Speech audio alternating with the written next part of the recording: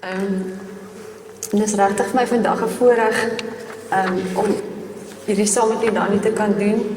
Sy's een wat my nog altyd in my lewe gechallenge het. Dankie Jolandi. En ek wou net hierdie nog ook gesê, ek het ons bladsye genommer. Want die heel eerste keer toe Johanne troue doen, toe trou hy my sussie. Toe is hy nog college en hy's nou daar op en ons het saam die preek uitgewerk. Kyk van Genesis tot Openbaring. En ons gaan die twee nou ordentlik trou. En hy staan op en hy het sy notas so mooi in sy hand. En die volgende oomblik val die notas. Toe hy nou dit eintlik uit, toe so by mekaar en die oomblik is toe daarom nou daar en hy's nou reg. En toe begin hy by die einde. Want ek het gehelp skryf vir die preek. En ek sien hy blaas of hy hierdie papiere daar rond en hy het my hou aanpraat. En ek besef toe en ek begin toe net te bid. So vandag is dit sy voorreg om bietjie vir ons te bid, want maar ons bladsy is genommer in 'n boekie, ons het nou al geleer, ons het al gevolg vandag. Maar is regtig vandag vir ons 'n voorreg, vir my en vir Jolandi. Soos ek sê, ons het die donderdag aand groep. En dis ook hoe die Here met ons werk. Hy sit die vreemdste, ongewoonste, verste hoeke van die aarde mense bymekaar. En hoe groot is dit dat almal eintlik saamkom om sy woord en dan word ons een. En dis soos ek sê regtig vandag vir my. En toe ek hierdie nou sy het ons nou gechallenge, daar was altyd net 3 wat aangebied het. Toe sê hulle nou ons sit nou net lekker om ontvang. So ons beurt om deel te word en terug te gee. En ja, soos ek sê, toe kry ek nou hierdie deel saam met Jolandi. En dus ek dink dis seker die moeilikste deel, Jolandi. Ons het oor hoofse tema, en sy gaan net so 'n bietjie net nou meer daaroor sê, maar toe kry ek nou hierdie deel, en dis om die beter deel te kies. Dis ons tema ook vandag. So eerstens wil ek net sê gelukkige Vrouedag aan elke ongelooflike vrou in die huis vandag. Ons vier vandag vroue, maar die boodskap is nou nie net vir die vroue nie. Manne, julle hoef nie nou te gaan nie, of iewers anders te gaan in julle gedagtes bly by ons. Dis vir elke seun en dogter van God, want die uitnodiging wat Jesus vir Maria gee, is dieselfde uitnodiging wat hy elke dag vir elkeen van ons gee. So of jy nou 'n mamma is, 'n moeder, 'n pa, 'n sakeman, 'n student, 'n ouma, 'n mynwerker, 'n onderwyser, 'n entrepreneur of 'n pastoor, die vraag wat Jesus vandag vir ons almal vra is presies dieselfde. Sal jy my teenwoordigheid bo jou druk kies? Om vandag te leef in ons geslag word produktiwiteit gevier. Kyk, sukses is waarna almal streef. Besige mense word bewonder. Ons wil graag wees soos ander mense. Vol dagboeke word toegejuig. En uitputting het geword soos 'n badge wat ons deesdae dra. Maar Jesus het nooit enige besigheid beloon nie. Hy het verhouding beloon. En in Matteus 11 vers 28 lees ons hierdie pragtige woorde. Hy sê, "Come to me, all you who are weary and burdened, and I will give you rest." En Jesus roep ons nie vandag om besiger te word of na meer aktiwiteite nie. Hy roep ons om te kom rus. Bietjie by sy voete te kom sit, tot verhouding en tot homself. As hierdie AA meeting was vandag, dan sou ek moes opstaan en sê, hallo, my naam is Jolandi en ek is eintlik Martha. Ek weet nie of daar van julle is wat soos ek voel nie. Ek sou definitief moes gaan sit en vir iemand sê, eintlik is ek Martha. Vandat ek gebore is, dink ek tot omtrent die laaste jaar of so is, as jy net vir my kan besig hou, dan is ek op my happieste. Kan iemand net amen daar? Ken iemand wat so is? Hulle maak jou moeg, né? Lekker gegil almal vir mekaar. Hulle maak jou moeg.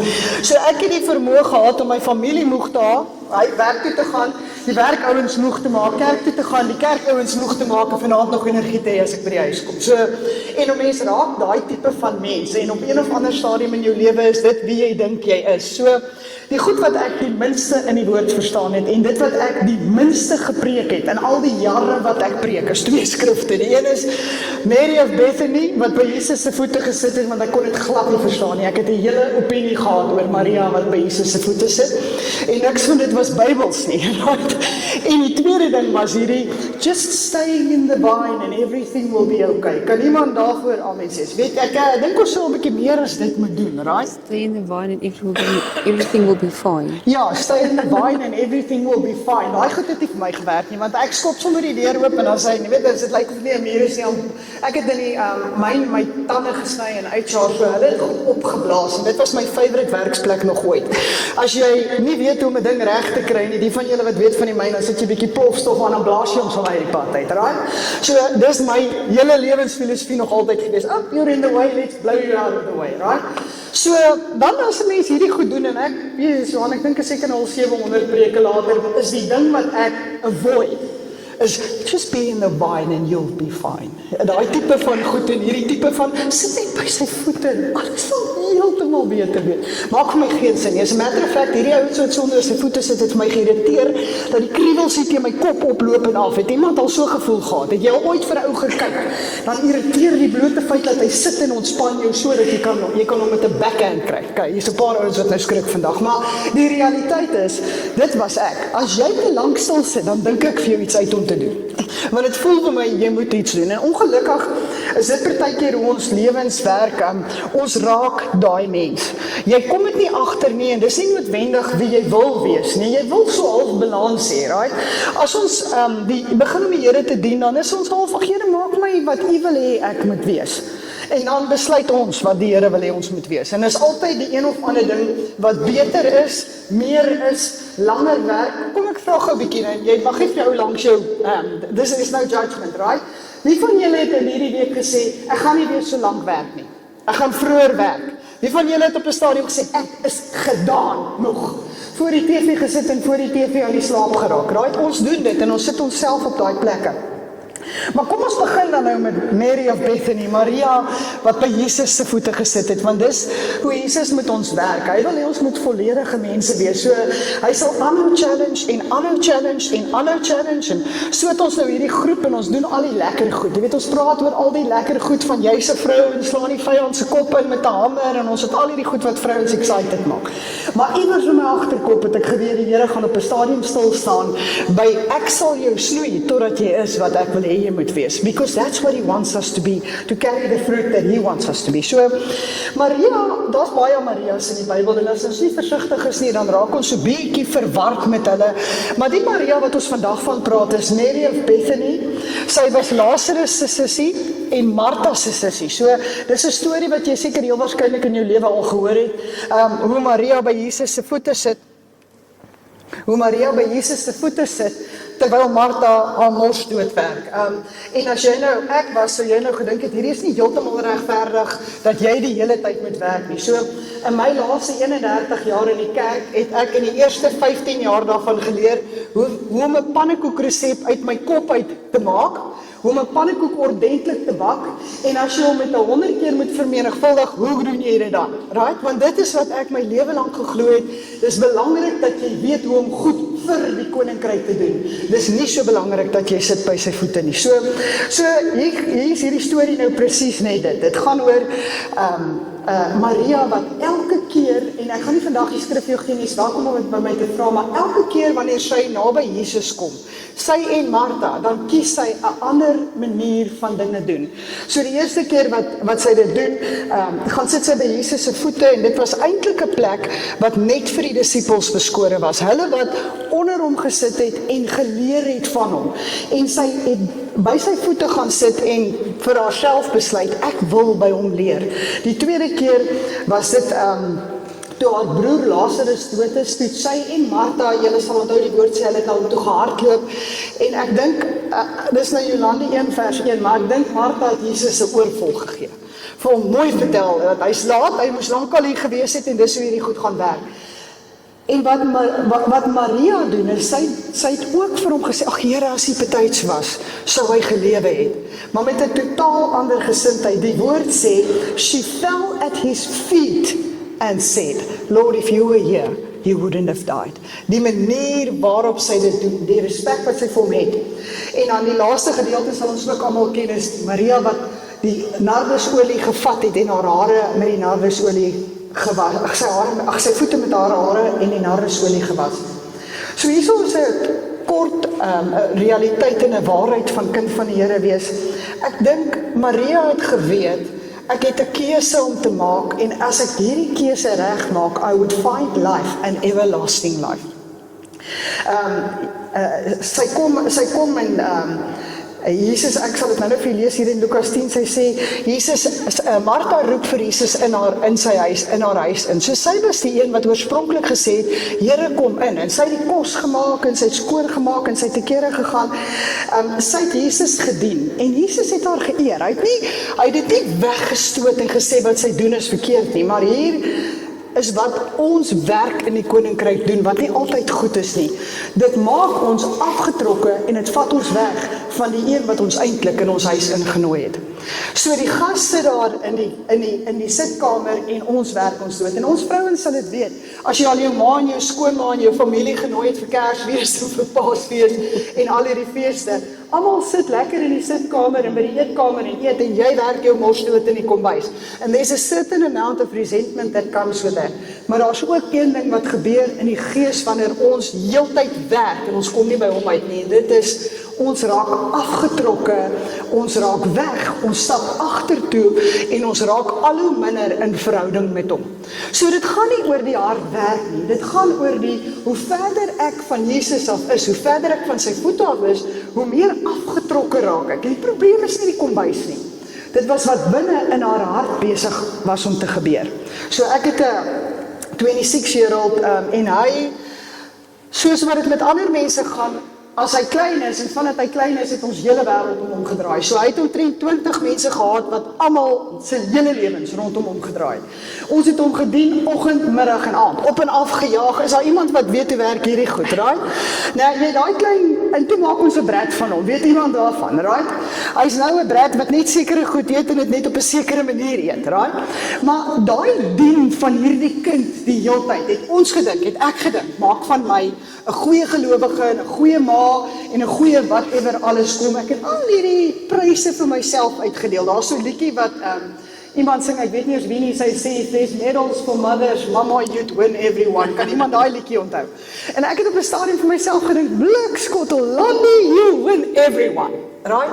Toe word hierdie dingetjie 21, 22, tot op 'n dag, waar toe kom ek agter, hy soek nie my nie, hy soek my kaart, right? Elke nou en dan sien ek, nou snap hy die kaart, nou is daar 'n girlfriend, dan sien ek, nou koop ons skielik chocolates, wat hy nie eens eet nie, so nou sport ek sommer hom en die girlfriend, right? En toe eendag, toe hy 25 jaar oud is, toe kry hy sy eerste werk. My hele lewe draai om hierdie klein siel, hy is die rede hoekom ek hemel toe gaan, en hy is die rede hoekom ek 'n medalje gaan kry, right? Toe besluit daai dude eendag om vir my kaart terug te gee. En toe ek vir hom wil sê, kan ek vir jou 'n koeldrank koop? Toe sê hy, nee dankie. En toe ek vra, wil jy 'n hamburger hê? Toe sê hy, ek sal my eie koop, dankie. Nie ongeskik nie, very proud that he can do it himself.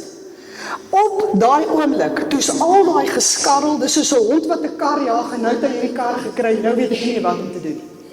Dis wie ek is, dis wat ek is, hierdie klein wese het eintlik my nou offend, want ek het alles in die kombuis vir hom gedoen, and now he's not happy with it. En dis nie die waarheid nie, en dis dieselfde wat ons met God doen, ons week in week uit, jaar in jaar uit, doen ons goed vir kerk, vir koninkryk, partykeer nie eers vir koninkryk nie, ons hardloop ons mos dood, en dan noem ons dit sommer 'n calling. Dis presies dieselfde ding wat hier gebeur met Sias. At some point kies ons verkeerd en ons raak afgetrokke met God. Nou hier is die woord wat Jesus gebruik. Hy sê, ek gaan nou vir Esther teruggee, hy sê, Martha, Martha, you are worried and upset about many things, but few things are needed. Dis nie complicated om die Here te dien nie. Hy sê dit self. Hy sê, or indeed, only one. Mary has chosen what is better, and that will not be taken away from her. Daar's keuses, and what is better is choosing to be at his side. So, wat ek net hier miskien wil los is, ons het 'n keuse. Moenie dink jy het nie 'n keuse nie. Jy kies om Martha te wees. Jy kies om dag in en dag uit 12 ure te werk, al is dit nie God se plan vir jou lewe nie. Jy kies om 'n supermamma te wees, al was dit nooit God se calling vir jou lewe nie. We have a choice. Toewyding is ook 'n keuse. Niemand groei geestelik sonder net so nie. Nie per ongeluk nie, jy moet naby aan sy voete wees. Ons hoor nie per ongeluk sy stem nie. Ons hoor nie per ongeluk sy plan vir ons lewens en ons kinders se lewens nie. Ons het nodig om by sy voete te sit. So Maria het eenwoordigheid oor druk gekies. En ek wil vandag spesifiek met elke vrou 'n bietjie praat, as julle my sal toelaat. Baie van julle dra enorme verantwoordelikhede. Soos Jolani nou gesê het, ons sorg eerstens altyd maar vir die kinders, vir ons mans, ons eggenote, vir ons ouers, verouderde ouers. Baie van ons het besighede. Jy bou aan jou loopbaan, julle kook, julle maak skoon, julle bestuur die finansies, julle bid vir almal om julle. En baie van julle is dalk 'n enkel mamma wat al die funksies moet volbring. En dan dikwels hardloop ons tot leeg. Die mans kan ook maar 'n bietjie amen sê, soos ek sê, ons sluit dit, ons praat nie nou net met vrouens nie, maar want baie van julle dra ook geweldige groot druk as gevolg daarvan dat jy die broodwinner en die leier in jou gesin is. Maar Jesus verstaan verantwoordelikheid en hy herinner ons vandag daaraan. Jy kan nie uit 'n beker skink nie. Jesus self het hom baie keer onttrek van die massas en hy het eenkant gaan sit en hy tyd spandeer met die Vader. Hy bid selfs hier in Lukas 5 vers 16 sê dit, but Jesus often withdrew to lonely places and prayed. So as die seun van God stiltyd met sy Vader nodig gehad het, hoeveel te meer ek en jy nie ook vandag nie. En nie net vandag nie, elke dag. Psalm 46 vers 10 sê dit, en ek dink dit is seker een van die bekendste gedeeltes vir ons almal. Hy sê, be still and know that I am God. En dan 1 Petrus 5 vers 9 dieselfde. Cast all anxiety on him because he cares for you. Hy is ons bron en ons moet by hom gaan volmaak. Filippense 4 vers 6 tot 7 is nog 'n baie bekende gedeelte. Hy sê, do not be anxious about anything, but in every situation, by prayer and petition, with thanksgiving, present your requests to God, and the peace of God, which transcends all understanding, will guard your hearts and your minds in Christ. Aan elke vrou wat vandag hier is, wil ek vir jou sê, jy is 'n vrou van krag. Ons vrou is eintlik baie slimmer as wat ons dink. Ons het vir Jesus aan ons kant. Spreuke 31 en hierdie is nou daai deel wat Jolani altyd sê. Dis nou die een deel wat ek nou nie vrees ek kan nie brei nie. Sy kan wonderlik hierkel. Julle ken daai Spreuke 31 vrou. Maar daarom gelukkig aan die einde van al daai wonderlike goed wat daai vrou in beskrywe word. Want baie van ons voel, ons sal dit nooit maak, ons sal nooit weet wie daai vrou beskryf word. Dan staan daar hierdie gedeeltetjie. Vers 25 sê, she is clothed with strength and dignity, and she can laugh at the days to come. Die Afrikaans sê sy lag oor die dag van môre. En vir ons dink baie keer dis nie snaaks nie, maar dis so goed. En Jesus wil hê ons moet voel oor die lewe. Want as ons burdens en ons verantwoordelikhede en goed vir hom gee by sy voete, dan kan ons lag oor die dag van môre. So, vir baie lank het ek soos Martha, was ek kwaad en nikkerig oor al die goed wat ek moet doen. En omtrent so 3 jaar terug, toe ervaar ek in my gees, die Here sê, maak 'n bietjie die dagboek toe. Maak 'n bietjie die dagboek leeg. Ek sien van daai ouens wat as in die vorige Desember, dan weet ek wat gaan ek die volgende Desember doen. Dit maak net vir my sin. Dit het net nog altyd vir my sin gemaak. Ek kan die waks uit jou uit beplan dat ek weet tot wat se tandeborsel vat jy oor 4 maande Europa toe. Right? Ek is daai mens. En iewers in my hart maak dit my kwaad. Dit maak my kwaad wat ek my mosdood werk en almal klim net in en al die tasse is gepak. En hoe kwaader ek word, hoe meer werk die Here in my hart daaroor en hoe meer is ek, nope, this is who I am, I will do it this way, dis 'n excellence ding, Here, ek stry met die God van hemel en aarde. Ek gee vir hom sy eie woord terug.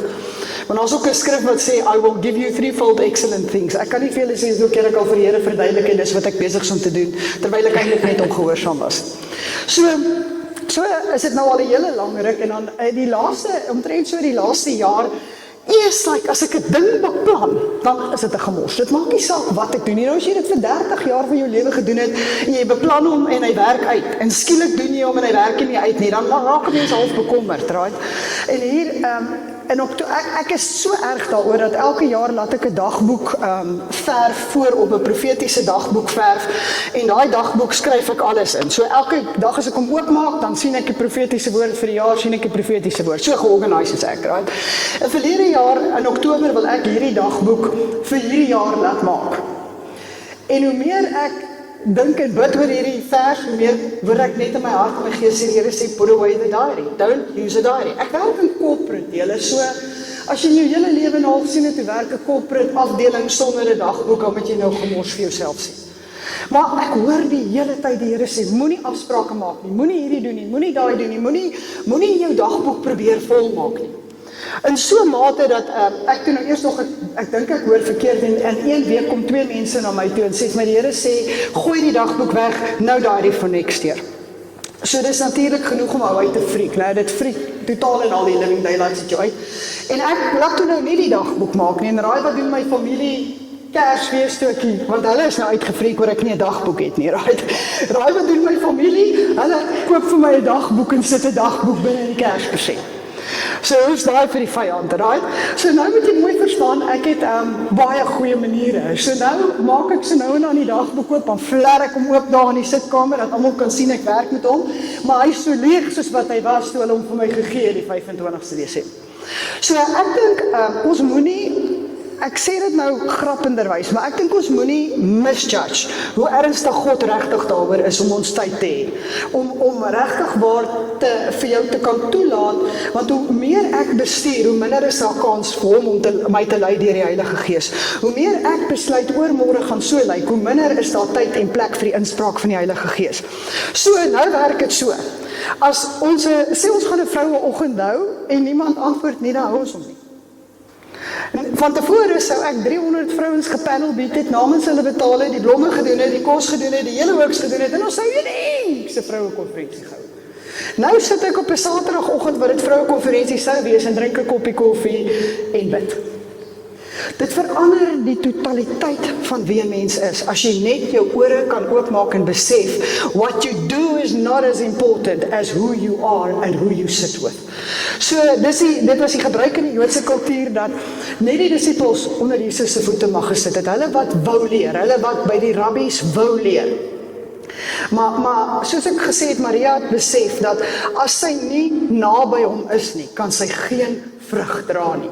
So dis die tweede gedeelte wat totaal en al nog nooit vir my sin gemaak het tot hierdie jaar nie, maar ek lees vir julle in die Afrikaans in Johannes 15, hy sê, ek is die ware wynstok en my Vader is die landbouer.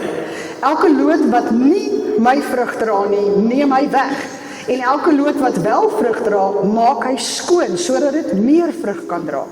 Julle is reeds rein deur die woord wat ek tot julle gespreek het. Bly in my, soos ek in julle. Net soos die loot geen vrug kan dra in homself nie, sonder die wynstok nie, en so ook nie julle as julle nie in my bly nie. Ek is die wynstok en julle is die lote. Wie in my bly en ek in hom, hy dra veel vrug. Sonder my kan julle niks doen nie. Die Engelse sê, those who don't carry fruit, hulle wat nie vrug dra nie, wat nie op 'n manier in Christus is nie. Hy sê, they are picked up and thrown into the fire. So die beeld is eintlik eenvoudiger as wat ek dit nog altyd wil maak. Die beeld is so. Lote, as jy 'n loot is en jy's vas aan die wingerdstok, dan is dit jou totale funksie om vrug te dra. Daar's niks anders complicated aan dit nie. Daar's niks 500 stappietjies hierdie kant toe en daai kant toe nie. As ek verbind is aan die wingerdstok, aan die ander kant van die verbinding, groei die vrug. Dit groei outomaties, dit groei nie omdat ek goed is nie, dit kom van die wynstok af. So die aand toe ons nou die aanbieding gedoen het ek nou wyd gaan lees en kyk, ons begin met so baie papier en dan moet jy dit nou, you must narrow it down, maar hierdie het my gevang en ek wil dit graag met julle deel. Ek gaan dit sommer so vinnig lees. Dit was eers het ek dit net op Google gekry en toe ek het klaar gelees en ek bietjie daaroor dink, toe besef ek hoe geestelik dit eintlik vir ons ook is. So ek het die twee sommer so gekombineer. En ek gaan dit nou net lees as ek het gekry het. Hy sê 4 pillars for an effective vine. Vines are aggressive growers. Without proper management, they can quickly become tangled and unmanageable. Growing a healthy, productive vine requires attention to 4 core pillars. Eerstens, full sun. Hoor julle? Full sun. In Engels is dit nou sun, so son, maar ek het dit gaan maak, full sun. Soos ek sê, ek kombineer die twee, so hy sê 6 to 8 hours of direct sun daily. Insufficient light leads to lush, leafy growth, but little to no fruit. En jy sal weet, ons praat van maandag tot sondag, ons gaan net nou ook meer daaroor sê, maar ons kan nie net op een dag vol son hê, full sun hê nie. Ons het elke dag nodig.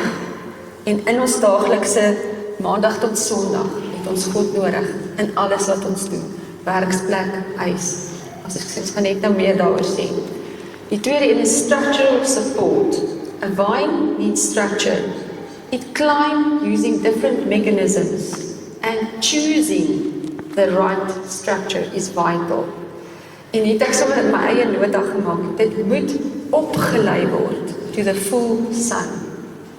Dan, en ek het vanoggend toe jy hierdeur gaan toe sê, ja, net so ding wat hy altyd vertel, ons is baie keer so besig om op te klim teen 'n muur, en dan kom ons bo en sien ons het teen die verkeerde muur opgeklim. En dit het vir my nogal hier ingepas. Dan die derde ding, soil and drainage water. Dit kan nie daar sonder nie. It requires well-draining soil to prevent root rot. Moet julle mooi hoor, root rot. Net een oorverskil, nee? So dit het sagte losgrond nodig waar water kan deurvloei. En hier was dit so vir my dat die Heilige Gees is die water wat moet deurvloei in alles wat ek doen. En as ek my hart verhard en ek selfsugtig raak, dan kan God se Gees nie deur my werk of deur my vloei nie. En dan sê hy, deep watering is generally better than shallow daily water as it encourages a deeper, drought-resistant root system. So nou en dan moet ek gaan sit en ek moet tyd spandeer en ek moet 'n bietjie dieper sak as net die elke dag routine waarmee ons besig is. Dan hierdie ene. Pruning and training. The most important task to keep your vine healthy, balanced and productive. En dan hierdie, in the first year or two, focus on training a single, strong main trunk up to support structure. En het ek net gaan skryf, hy moet meer word. Ek moet minder word, sodat hy meer kan word. So, dit beteken dat ek moet bly in hierdie wynstok, abide, aanhou, om daar te wees waar God my wil. Dis nie net 'n eenmalige besluit nie. Dis iets wat ek elke dag uit verhouding uit en uit my lewenswyse doen. So 'n praktiese manier om dit te doen is konstante gebed. Tye van gebed, en ons sê dit vir mekaar oor en oor. Partykeer skrik ons as daar iets is wat gebeur wat ons voorgevra het. Want God hoor ons. En die Bybel sê dit self. Die kragtige gebed van die regverdige. Die vurige gebed van die regverdige het groot krag. So, wees versigtig waarvoor jy vra. Dan die lees en toepassing van die skrif. Gehoorsaamheid aan God se gebooie. Te doen wat hy van ons vra. En dan dit is absoluut ons daaglikse afhanklikheid van God. So, dit gaan oor verbinding, nie oor prestasie nie. Te wees waar ek moet wees. En Matteus 6 vers 33, ons ken dit almal so goed. Hy sê, soek eers die koninkryk van God. Die Engels sê, but seek first his kingdom and his righteousness, and all these things will be given to you as well. My sussie het groen vingers. Dink hy stoot. My sussie het groen vingers, so sy loop in die straat en dan vat sy 'n steggie en dan breek sy hom af en dan druk sy hom in die grond en dan groei hy. Ken julle sulke ouens? I kill everything I touch, right? Dis nie afspris nie, ek gee dit baie water, partykeer versuip ek dit, partykeer vrek ek van die dors, maar jy moet regtig nie 'n lewende wese in my hande los nie. Okay, so toe my pa dood is so 10 jaar terug, toe party ouens erf miljoene, ek het 140 roosbome geërf, right? So vir 'n ou wat nie groen vingers het nie, is 140 roosbome 'n nagmerrie. Hy het dit sy lewe lank versorg, dit was die, jy het hulle, as jy so om die hoek kom, maar ryk jy hulle, daar's rooies en pinkes, en hierdie het 'n naam, en daai het hy my naam gegee, en so gat ons aan, right? En toe hy die dag dood is, toe staan ek in daai tuin, toe sê ek, Here van alle mense, gee U nou vir my hierdie klomp blomme. Wat maak ek met hierdie blomme?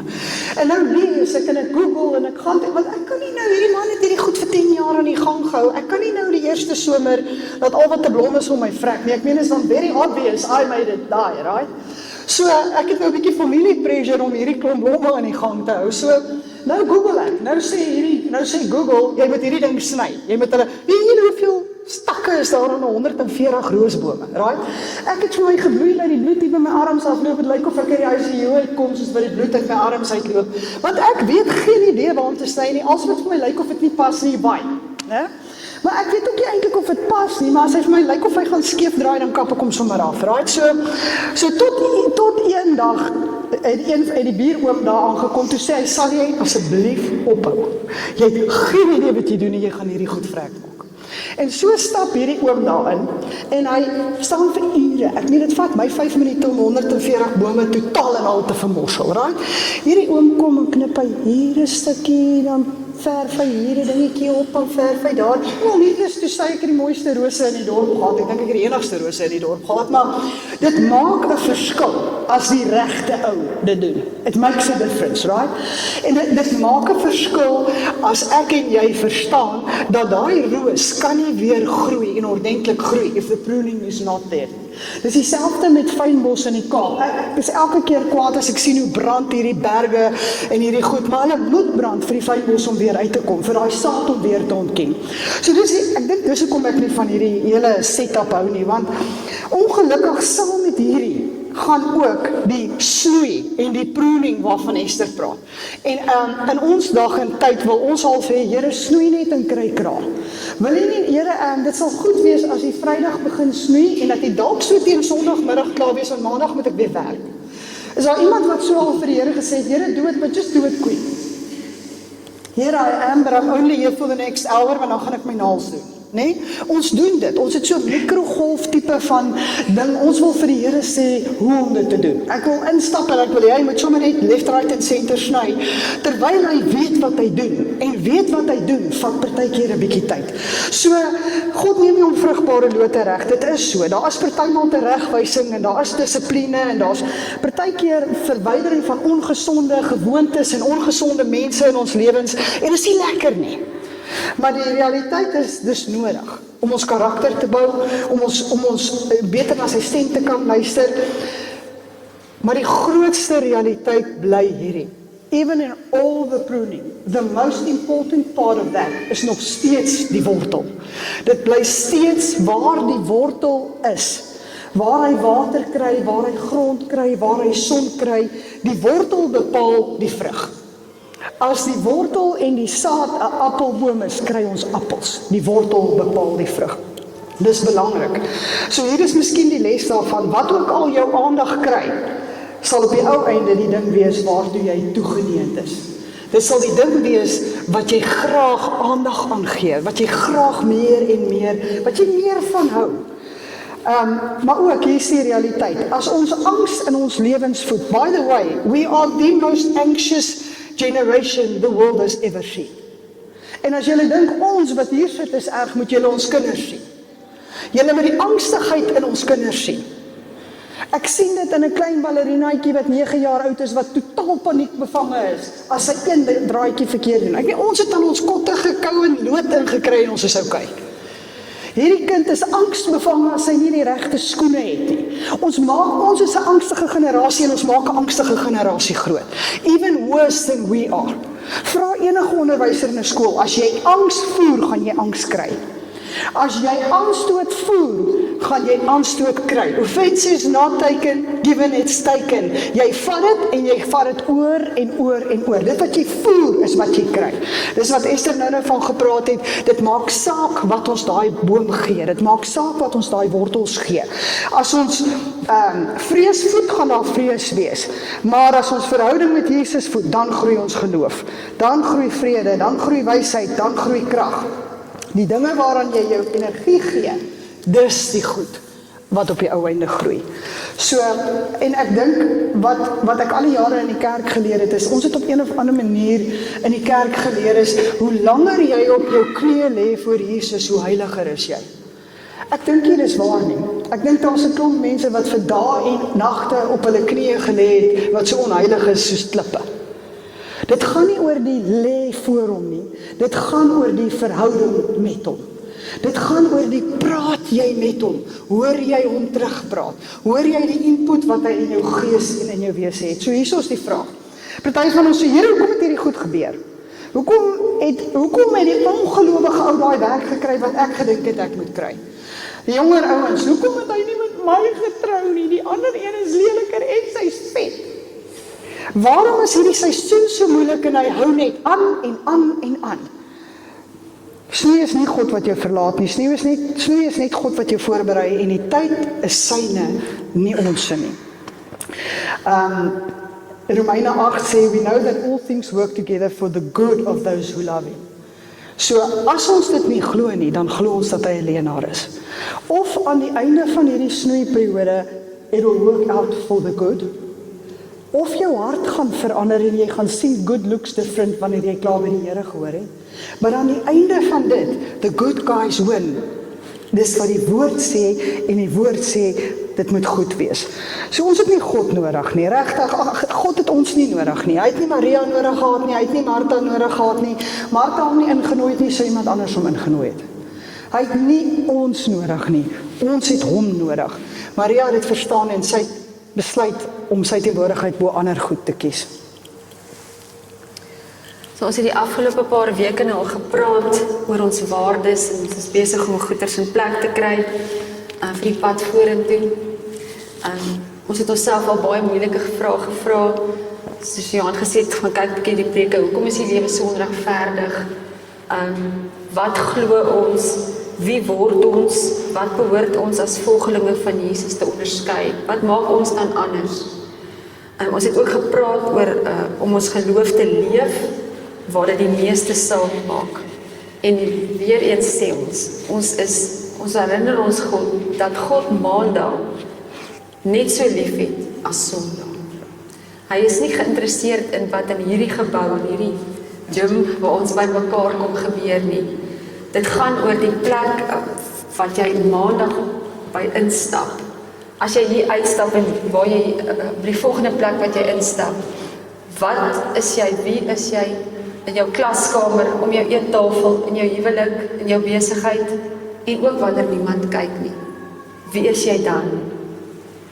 Kolossense 3 vers 17 vers 23 sê, and whatever you do, whether in word or deed, do it all in the name of the Lord Jesus, giving thanks to God the Father through him. Whatever you do, work at it with all your heart, as working for the Lord, not for human matters. Ag masters, Christendom is nie bedoel vir hierdie tyd wat ons hier saam is en ons hier kom en die Here kom loof nie. Net vir hierdie oomblik en tyd nie, maar dit is vir elke oomblik wat ons lewe, is hoe ons lewe en waar ons die manier hoe ons lewe.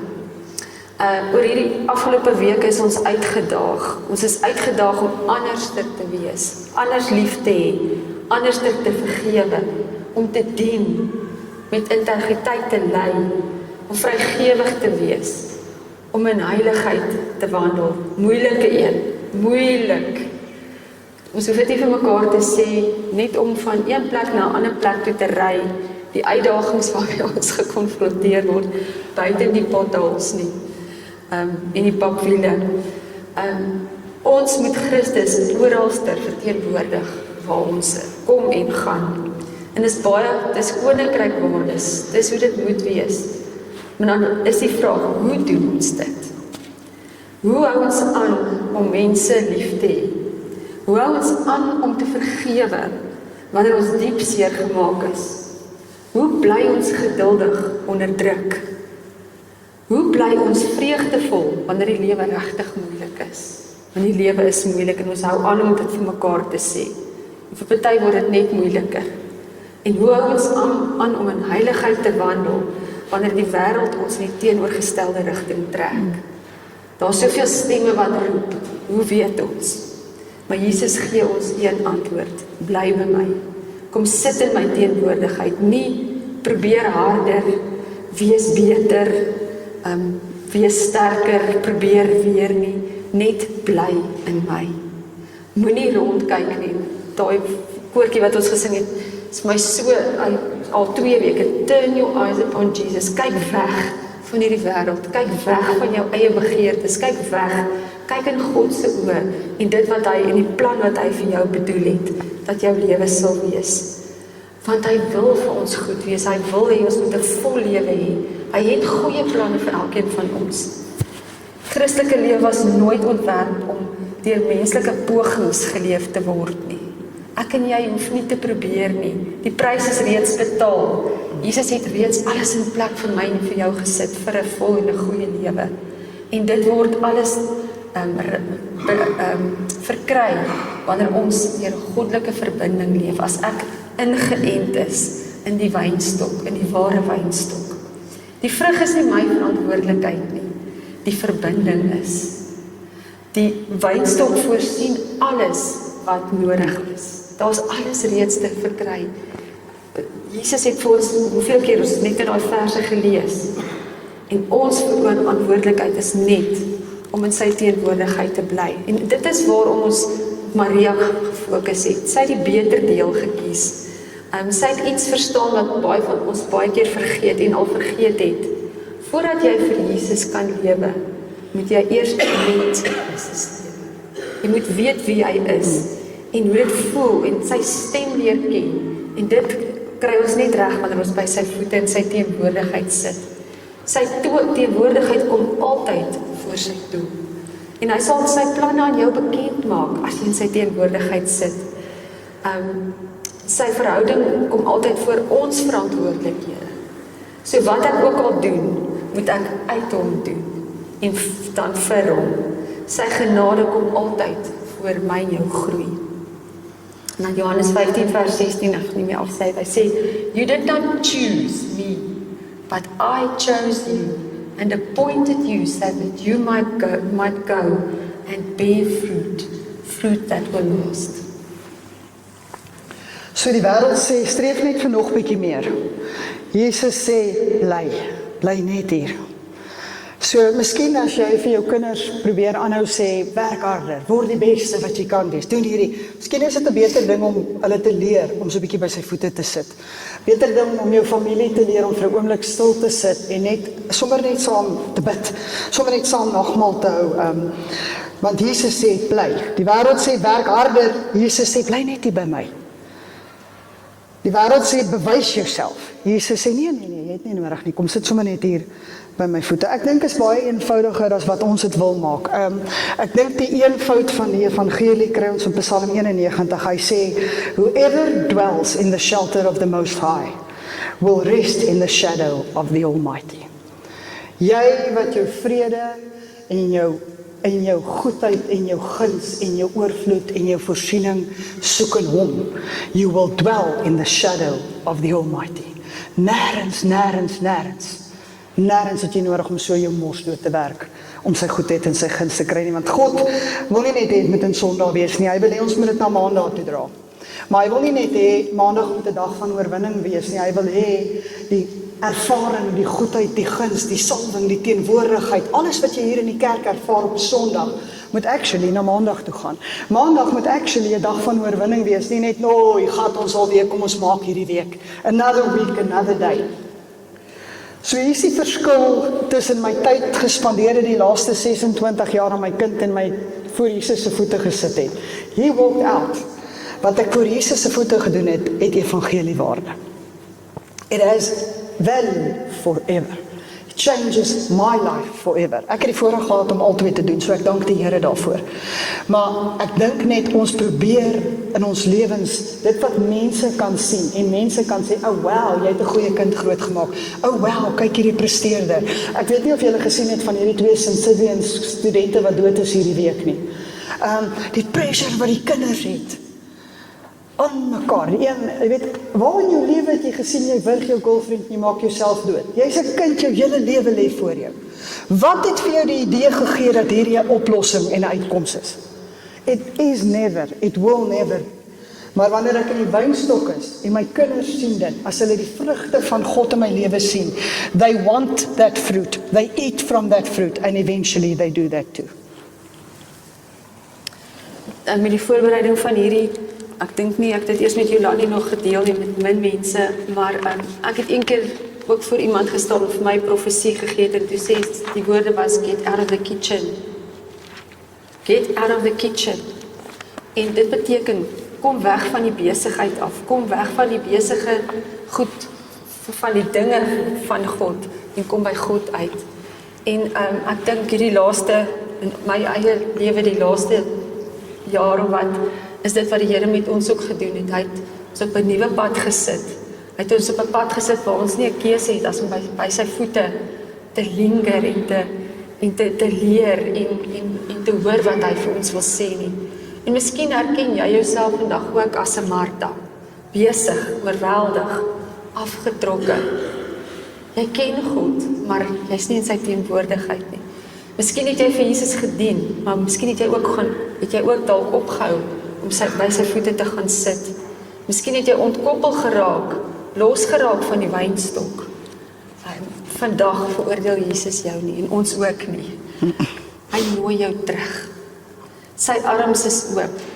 Lukas 15, die verlore seun, gedeelte wat ons oor en oor gebruik. Sy teenwoordigheid, sy huis staan oop vir jou, sy vreugde en sy oorvloed wag vir jou, want sy genade is genoeg vir ons almal. Matteus 11 vers 28, die Afrikaans sê so mooi, sê, kom na my toe, almal wat oorlaai en belas is, en ek sal vir jou rus gee. Die Engels sê, come to me, all you who are weary and burdened, and I will give you rest. I will give you rest. Kies vandag die beter deel, dis die uitnodiging vandag. Kies sy teenwoordigheid, kies om in die wynstok te bly, kies sy intimiteit bo aktiwiteit, kies verhouding bo godsdiens, want wanneer jy verbind bly aan Jesus, begin alles anders in jou vrug dra. Ons gaan afsluit en ek wens ek kan hier aan die einde van hierdie diens vir jou sê, ek het alles nou heeltemal onder beheer. But I still don't. Ek voel nog steeds partykeer, ek moet iets doen. Iewers moet ons iets doen. Kan ons iets doen? Kan ons iets plak? Kan ons iets doen? En ek dink is 'n work in progress is wat ons lewens altyd 'n work in progress is. Wat ek wel doen is ek lê nou al op die bed vir die eerste keer in 30 jaar van die Here dien. Ek het hierdie week actually 'n chocolate en 'n koppie koffie gevat en op die bed gaan lê. So ek neem aan dit's progress, right? Kan iemand net sê dankie Here vir progress, right? So wat ek nie kan doen nie, is ek kan nie buite die wil van God gaan en nou net op my bed gaan lê en niks anders doen. Maar ek het nodig om te verstaan dat He loves me as much when I'm lying there having a chocolate than He loves me when I'm in kingdom preaching. Hy het my net soveel lief. So hierdie is regtig nie 'n woord van veroordeling nie. Ek dink ek en Esther en Johan en almal wat aan die leierskap van hierdie gemeente is, ons het hierdie gemeente begin omdat ons juis hierdie goed verstaan. Omdat ons verstaan hoe die wêreld veroordeel as ons iets verkeerd doen. Omdat ons verstaan hoe dat die wêreld sê jy moet altyd beter doen. Omdat die wêreld sê jy moet in fancy plekke aanbid. Ons wil hierdie goed oor ons mense en oor die vir wie ons omgee se lewens spreek. You don't have to. You just have to breathe in His presence. So kom ons maak net ons oor toe volgende. Ek hoop uit my hart uit jy voel nie condemned nie. Ek hoop jy voel nie hierdie is 'n harde woord veronderstel om jou pak slaag te gee nie, want dit is nie. Maar kom ons bid net vanmôre saam. Here, dankie vir Maria van Betanië. Dankie vir die mooi voorbeeld. Dankie dat sy en Martha vir ons wys, jy soek nie volmaakte mense nie, jy soek net mense wat naby u voete wil wees. Jy soek net mense wat u bo alles kies. Vergewe ons Here dat baie keer laat ons druk en die afleiding en kinders en bekommernis en ons besige lewens die plek neem van die teenwoordigheid. Here, wil U nie ons in hierdie week wat kom en in die volgende paar weke en maande leer om 'n beter deel te kies nie. Wil nie, Here, baie versigtig vanmôre bid, dit nie namens ander mense bid nie, maar ek wil vanmôre bid dat U Heilige Gees ons sal oortuig om te snoei wat in ons lewens nie hoort nie. Wat keer dat die vrug wat ons dra nie goed is nie. Help ons Here om elke dag besluite te neem wat eerder binne in die wynstok bly. Al is dit nie besluite wat die wêreld goedkeur nie, al is dit nie besluite wat nou vir ons sin maak nie. Ek wil bid vir elke vrou, elke man, elke kind, elke gesin wat hier is. Versterk ons vandag, Here. Maak ons huis 'n plek waar die teenwoordigheid welkom is. Maak ons werksplekke, ons skole, ons langs die atletiekvelde, Here, maak dit 'n plek waar U teenwoordigheid eerste welkom is. Maar Here, wil U nie vandag ons help om ons terug te trek nader aan U voete toe nie. Help ons om wanneer ons hier uitgaan, passie en hernieude intimiteit met U te soek, Here. Help ons om te sê Jesus eerste en die res sal volg. As ons net binne in die wynstok bly, sal ons die vrug dra wat U van ons verwag. Ek wil bid in hierdie week dat U goedheid en die guns ons sal volg, ons familie sal volg. Here, dat soos in die begin U oor die aarde gebroei het, dat U ook sal broei oor ons week. Ek wil bid dat elke ding wat ons vanoggend gesê het, wat in mense se harte moet vasbrand, dat dit sal brand en dat U Gees dit sal water sodat dit sal groei.